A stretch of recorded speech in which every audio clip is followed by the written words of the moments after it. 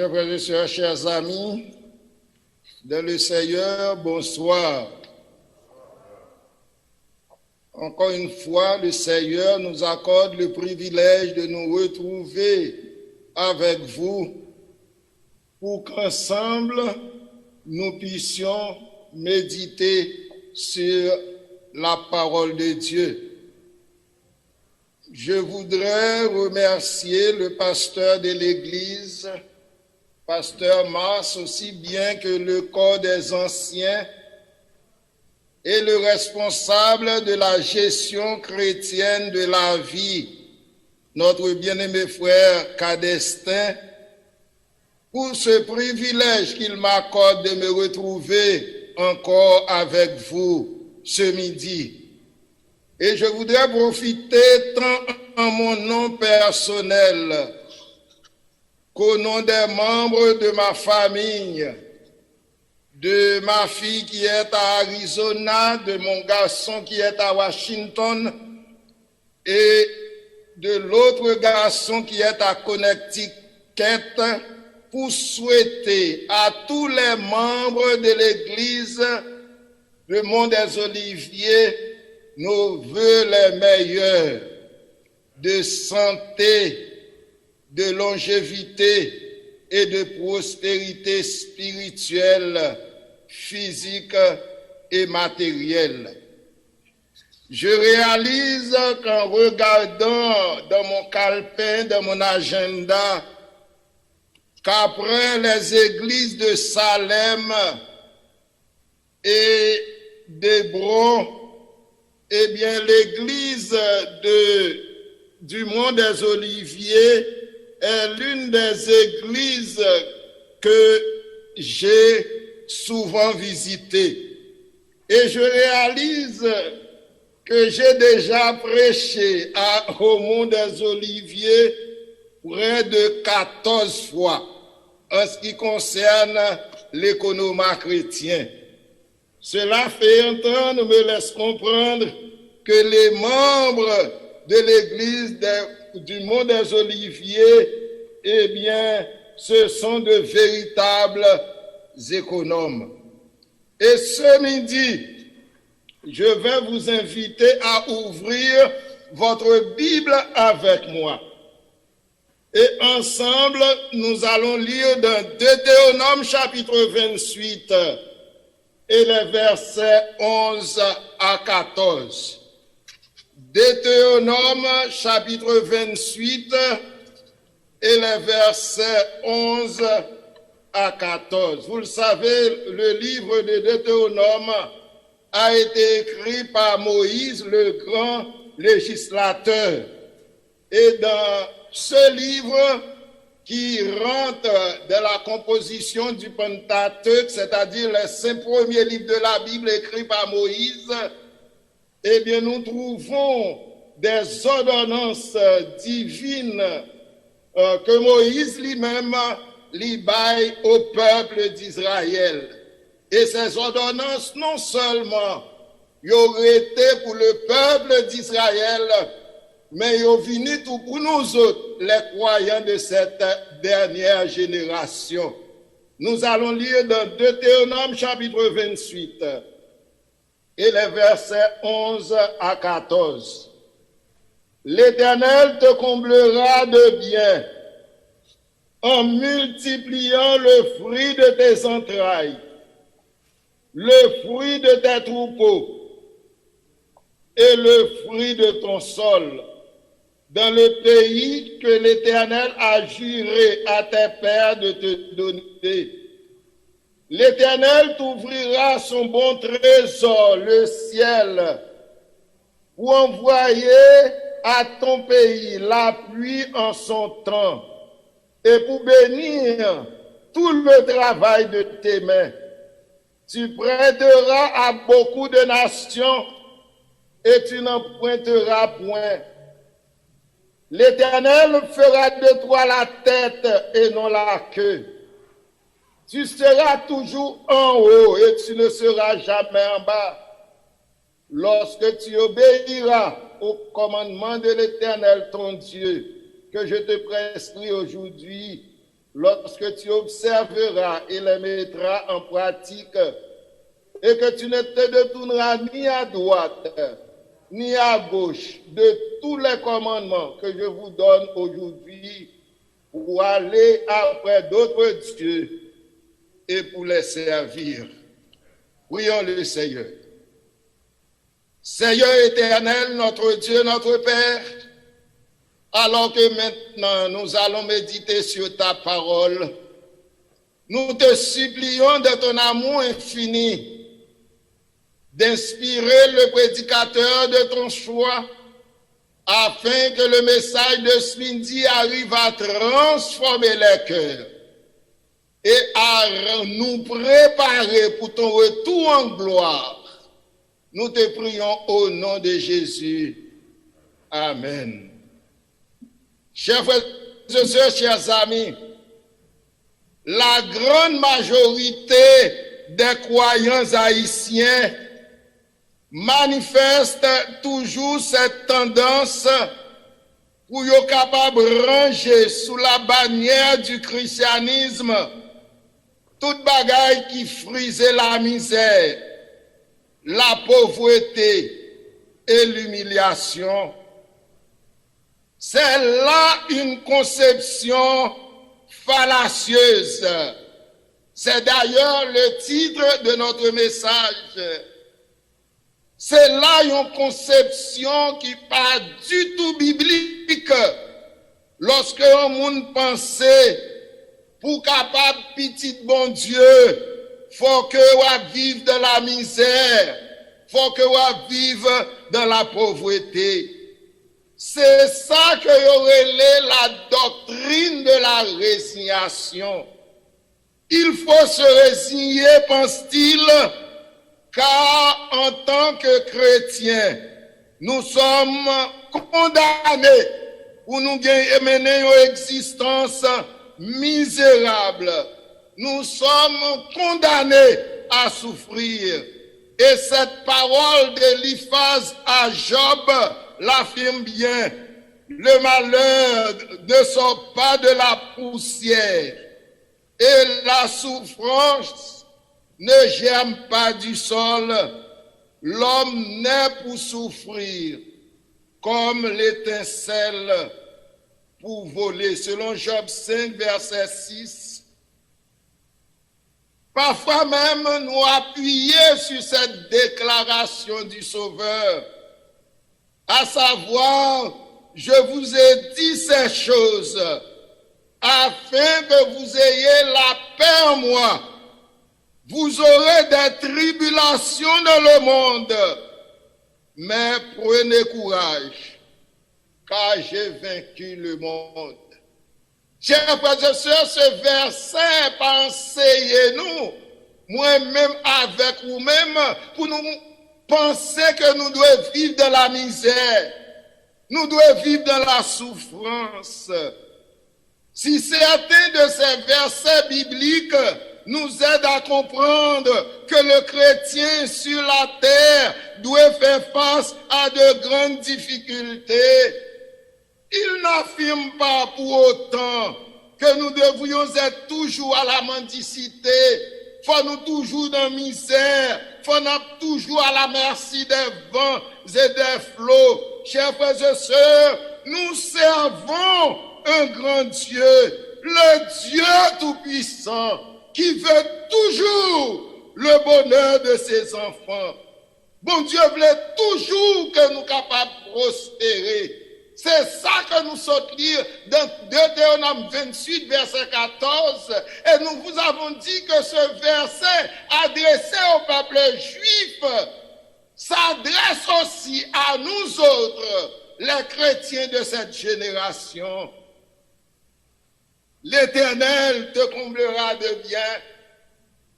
L'Éternel a multiplié le fruit de tes entrailles, le fruit de tes troupeaux et le fruit de ton sol, dans le pays que l'Éternel jurait que le baou.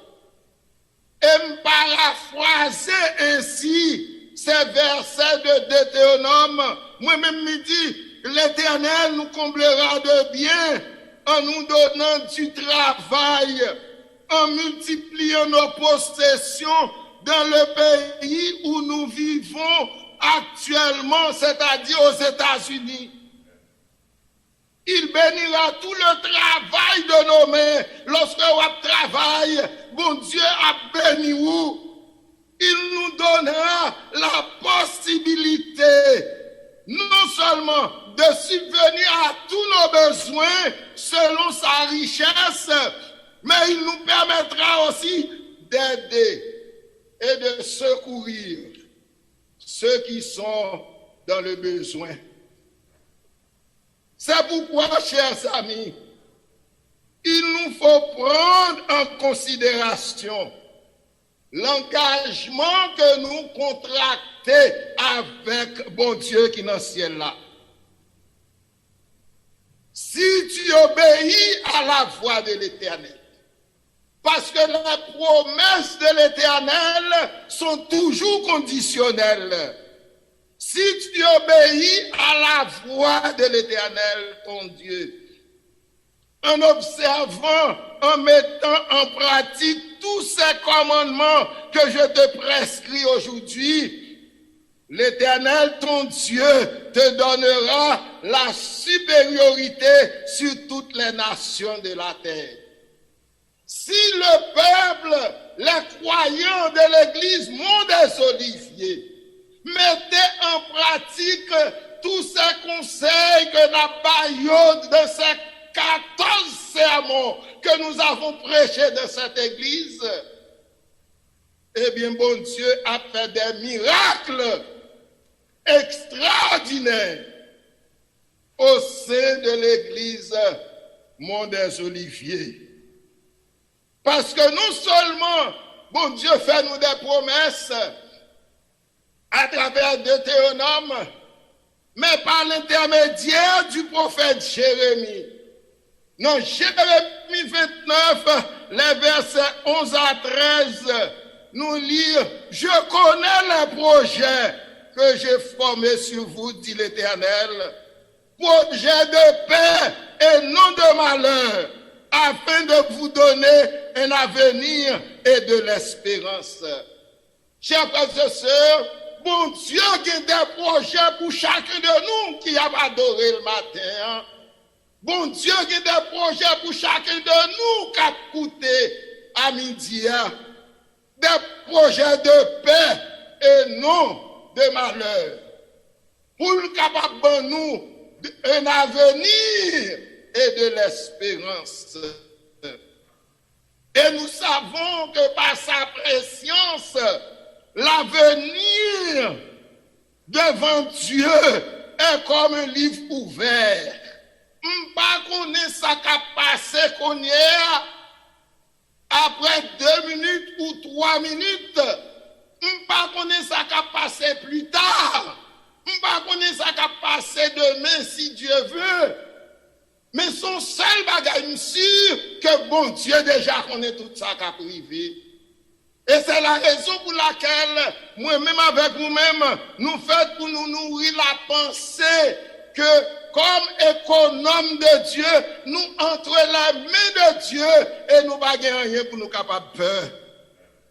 Et même lorsque parfois certaines choses paraissent un petit peu anormales de la vie du chrétien, il fait pour le capable épouser cette conception avec l'apôtre Paul inséré dans Romains chapitre 8 et le verset 28, à savoir, toute chose concourt au bien de ceux qui aiment Dieu et de ceux qui sont appelés selon son dessein.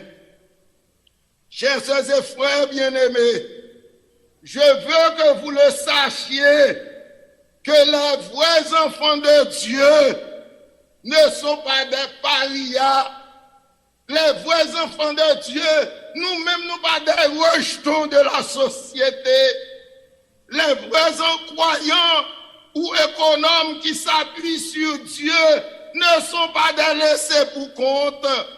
Certes, le diable, notre véritable ennemi, a persécuté nous toujours, mais nous devons nous rappeler que sur la croix, Jésus a remporté la victoire.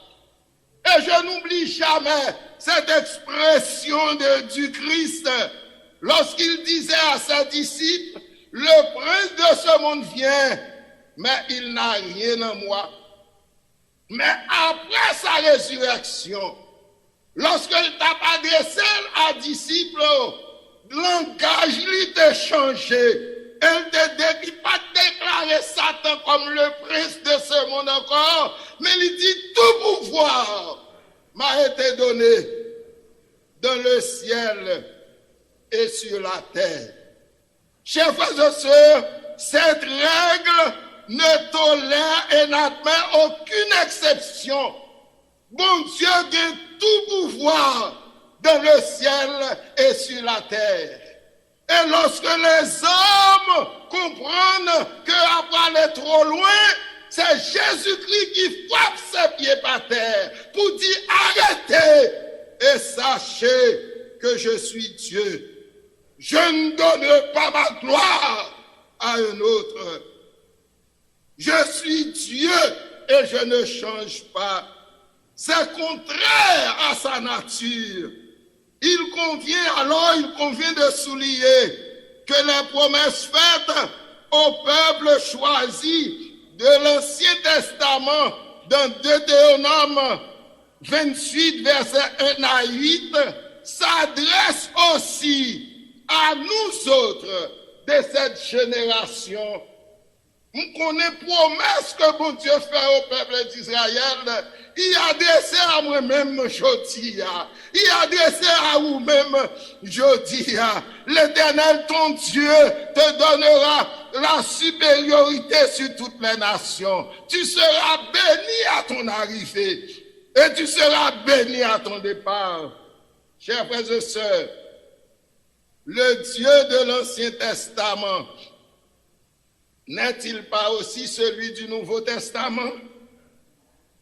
Dieu a la possibilité pour le réaliser encore aujourd'hui, ça qu'il a réalisé pour son peuple dans le passé. Et c'est ce qui pourtant le sage Salomon a déclaré, c'est la bénédiction de l'Éternel qui enrichit. La pauvreté d'un croyant ne fait pas l'honneur de Dieu. Je vais répéter encore, la pauvreté d'un chrétien qui possédait toutes ses facultés physiques, mentales et spirituelles, intellectuelles, ne fait pas l'honneur du Père Céleste.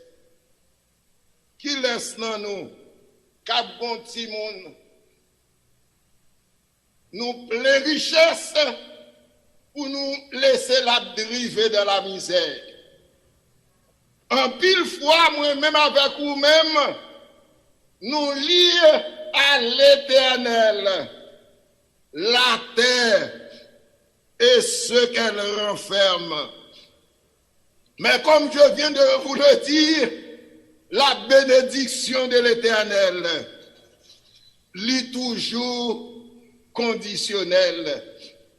Si tu obéis à la voix de l'Éternel en observant ses commandements. Quand Dieu parle, il le fait pour le bonheur terrestre et éternel de ses enfants.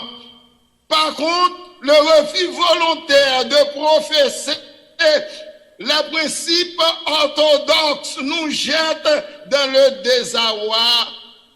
Bon Dieu, dis-nous, nous pas fait pour nous inquiéter, nous. Oh, la vie est troublée maintenant. Mais dans Matthieu chapitre 6, versets 26 à 27, qui représente le sermon, la prestation de sermon de Jésus-Christ. Nous connaissons chaque fois un président monté, faut le balayer un message pour le capable de mettre les promesses que l'il fait à son peuple. Mais malheureusement, ces présidents parfois, ils ne sont pas capables d'accomplir ça, promettre à peuple là.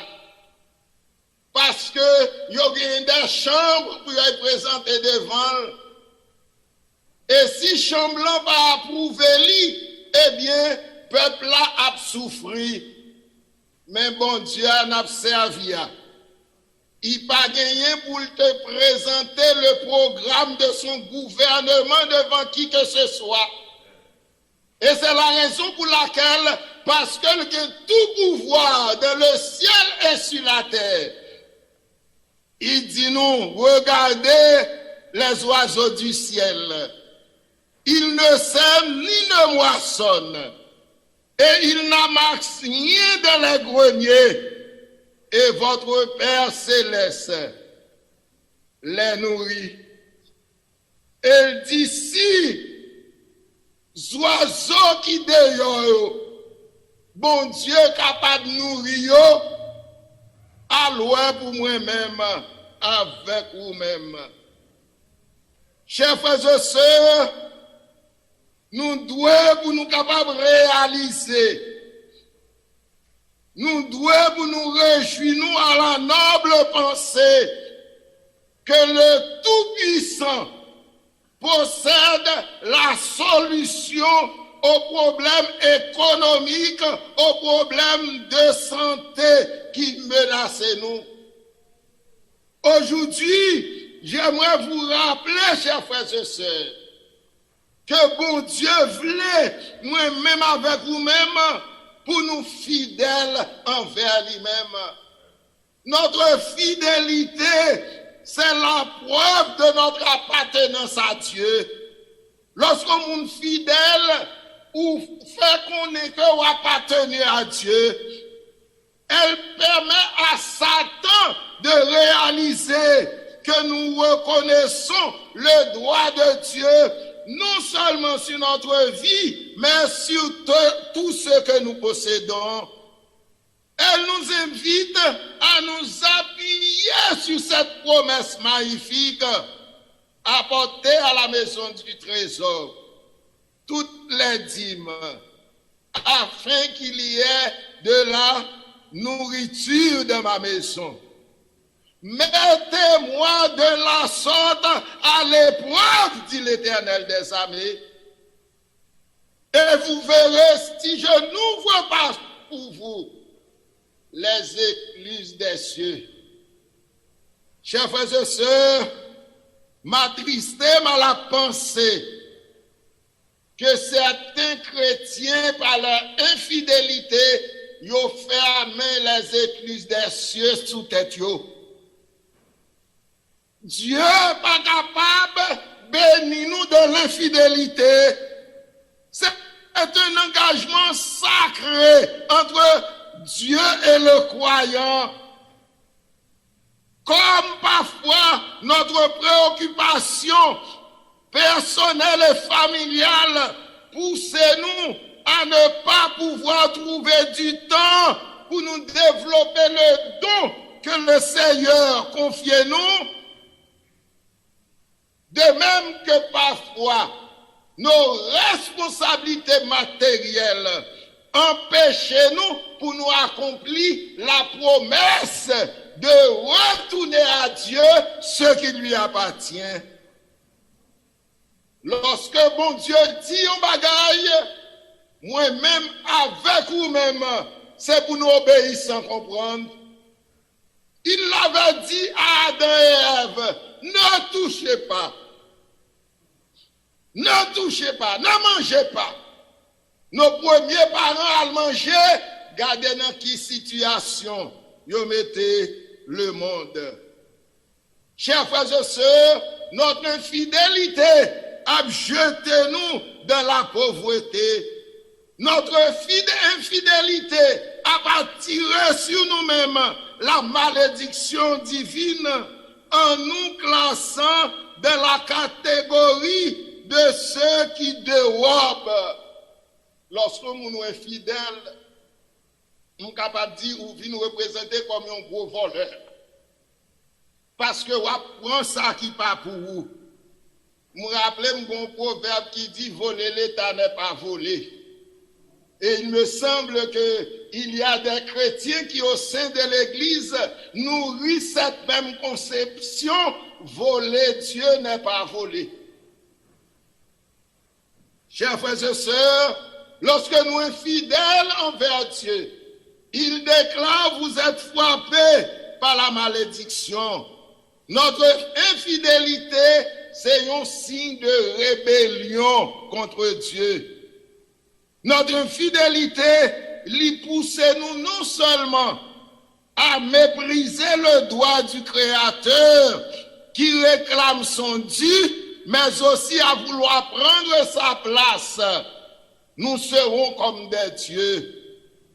Lorsqu'on dit moun la caillou, ou a parlé li, même s'il y a plus de connaissances intellectuelles que vous-même, mais si moun yo parfois les jeunes yo refusé de comprendre que la vie est une école. Et cette école, pour capable de vivre dans lui-même, ou pas besoin de chita sur un banc pour apprendre. C'est une école que vous apprenez par expérience. C'est la raison pour laquelle, même si parents n'ont pas en pile connaissance intellectuelle, mais ils ont en pile expérience. Et lorsqu'ils s'adressent à leurs enfants, les enfants n'écoutent pas, tôt ou tard, si moun sa yo a tombé dans l'abîme. Bon Dieu, c'est notre Père. Il ban nous principe pour nous respecter. De la même façon que nous parlons lorsque les enfants pas écouter nous, c'est de la même façon nous déplaît à bon Dieu lorsque moi-même avec vous-même nous infidèles.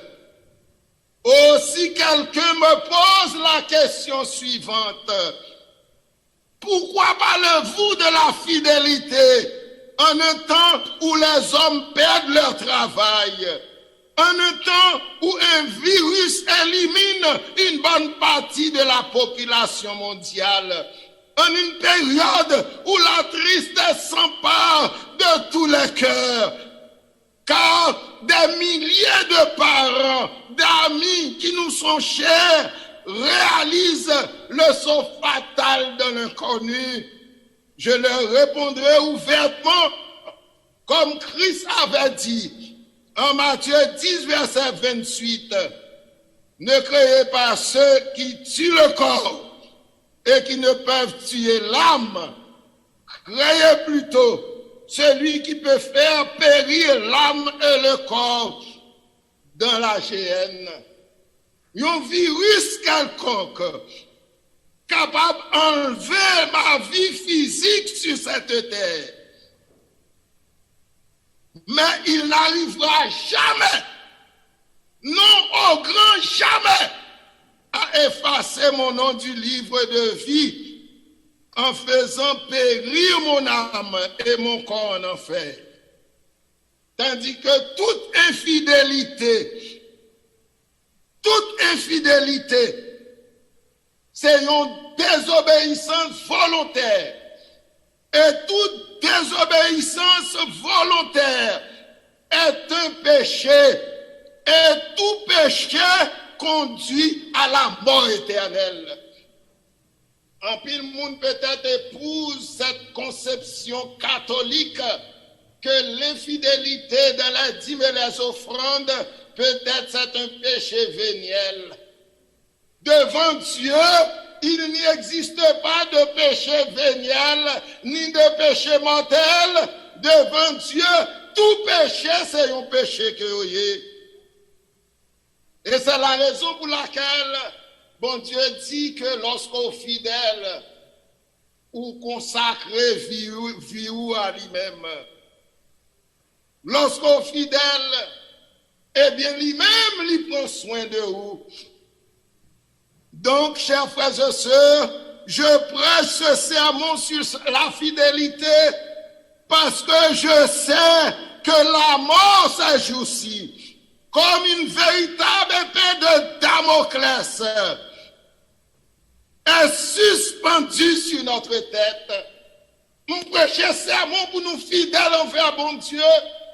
Parce que parfois même ou une maladie ou pas qu'on est sous gagnel. Parfois même où est tombé.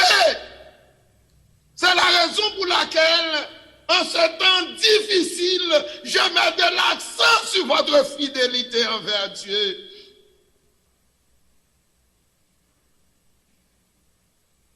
Et je puis vous faire comprendre, chers amis, ce midi, qu'aucun est fidèle selon la parole de Dieu ne participera à la première résurrection. Dieu ne va pas mettre aucun infidèle dans son ciel de gloire et de félicité. D'ailleurs, il y a un auteur qui déclare, si vous ne pas collaborer avec bon Dieu sur la terre, comment on a fait collaborer avec lui-même dans le ciel? Oh, je sais que d'autres, certains diront, Pasteur Pierre, vous exagérez. Non, chers amis, je n'exagère pas. Au contraire, je cherche à vous ramener sur le chemin qui mène à la vie éternelle. D'autres diront peut-être, Pasteur Pierre, vous n'êtes pas aussi notre juge. Certes, je ne le suis pas et je ne le serai jamais.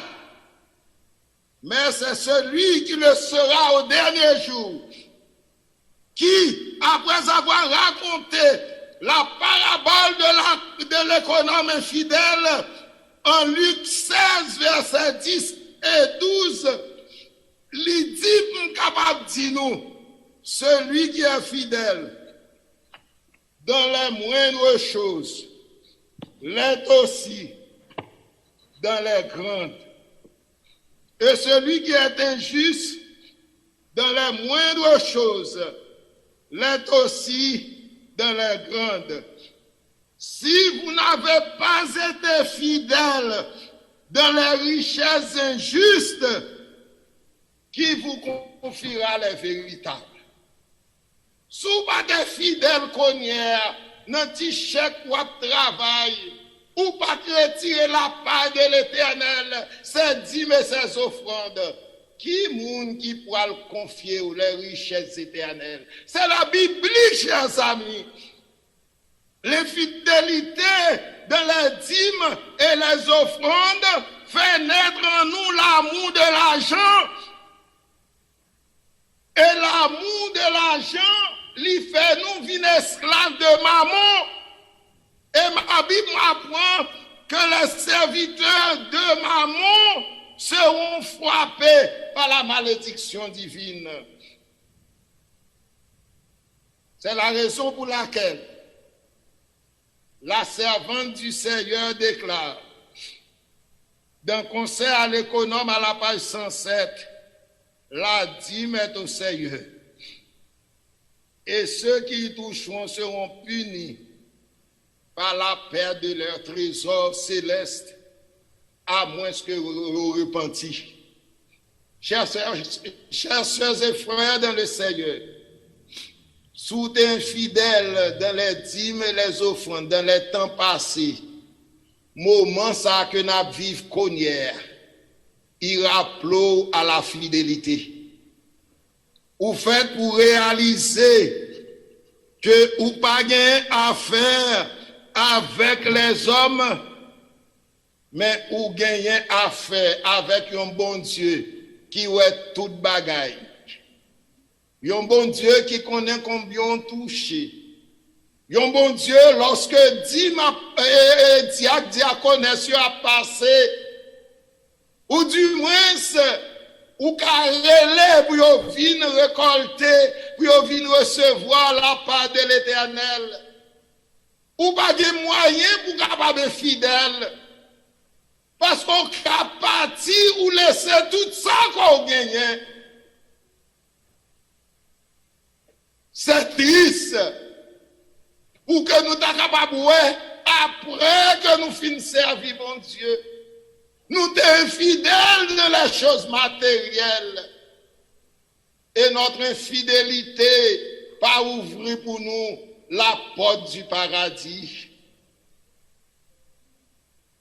Nous vivons longtemps qui est difficile et nous connaissons notre fidélité. Il pas appauvrir nous, au contraire, il ouvre pour nous les écluses des cieux. Oh, chers frères et sœurs, je raconté l'histoire d'une femme. Cette femme qui t'a gagné un gros jardin d'orange.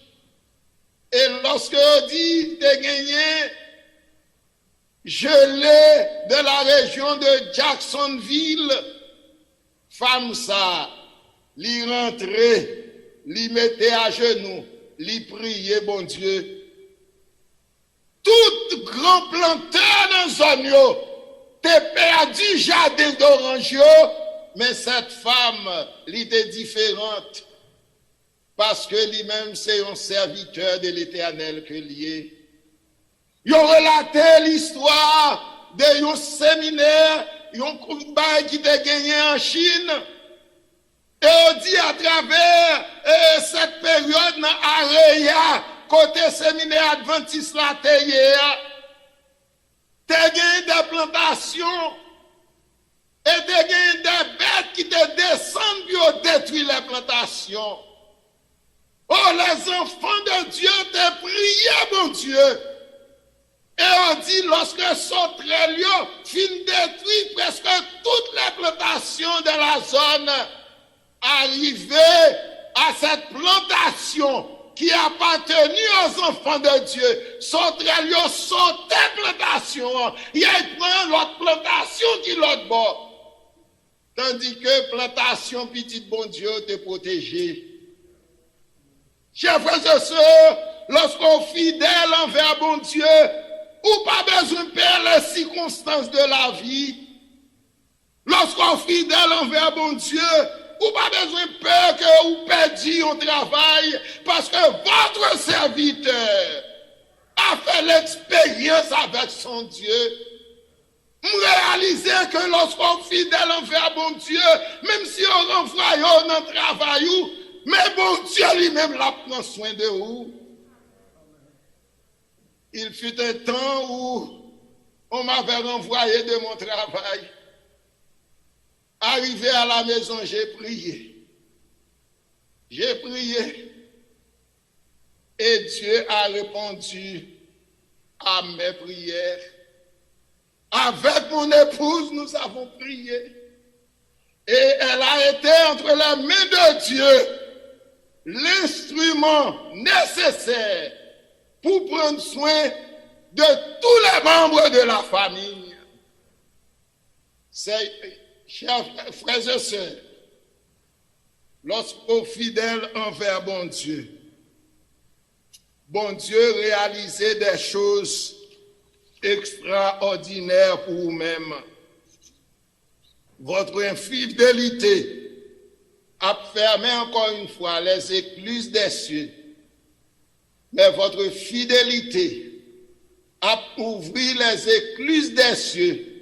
Parce que quelle que soit la situation, Dieu répondra toujours à votre prière. Ma sœur, mon frère, je vous invite en ces temps troublés à marcher sur le chemin étroit de la fidélité, pour qu'à son retour, le Seigneur puisse vous souhaiter cette cordiale et chaleureuse bienvenue. Venez, bons et fidèles économes, vous avez été fidèles envers ton Dieu durant ton existence terrestre. Je vous confierai beaucoup. Entrez dans le royaume de votre maître. Chers frères et sœurs, si c'est là l'ardent désir de votre cœur. Et si vous voulez prendre la ferme détermination pour renouveler engagement avec Dieu, alors que Sœur Hulda va chanter au numéro 489, m'invite la côté pour mettre à genoux et après l'exécution de ce chant, nous prononcerons une prière de consécration à l'Éternel. Renouveler fidélité avec l'Éternel, parce que toute bagaille est pour passer, mais monde qui fait la volonté de Dieu a demeuré éternellement.